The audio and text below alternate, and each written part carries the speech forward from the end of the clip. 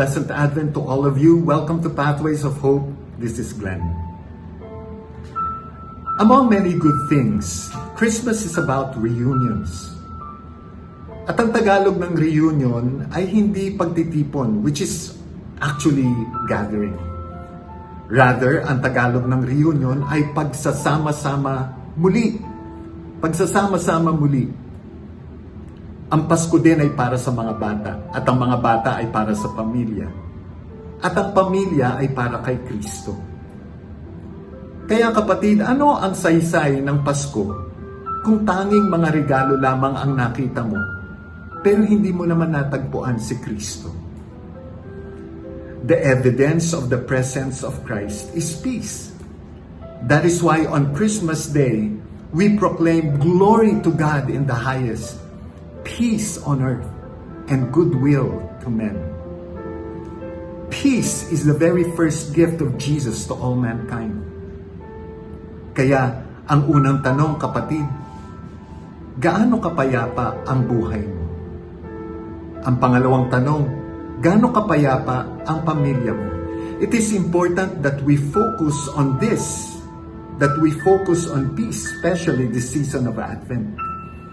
Dahil ang Adbyento ay panahon ng paghahanda. Hindi lamang paghahanda ng mesa, kundi higit sa lahat paghahanda ng sarili para sa Mesiyas. Sa mabuting balita ng ating Panginoon para sa araw na ito, nabanggit si Elijah. Nagtanong kasi yung mga disipulo, bakit daw ayon sa paniniwala ng mga Hudyo, kailangang maunang dumating si Elijah bago ang Mesiyas? Advance party. The response of Jesus was plain and simple. Elijah has to come first in order to repair what was destroyed and to restore what was taken away. Kaya kinikilala sa unang pagbasa ang mga kamanghamanghang naganap sa pamamagitan ng intercession ni Elijah.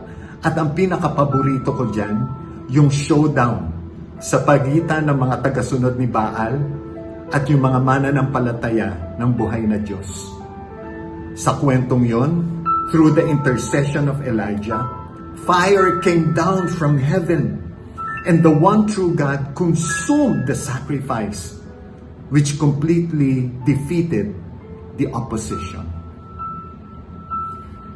Sa Ebanghelyo, ipinahihiwatig na Jesus na si John the Baptist ang makabagong Elijah. Hindi ba't ang sigaw nga naman ni John the Baptist ay ihanda ang daraanan ng Mesiyas? And so at this point, I'd like us to look at Isaiah 40 and observe how it was written. It says, "Prepare the way of the Lord.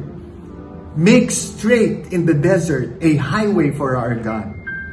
Lift up every valley and let every mountain and hill be made low.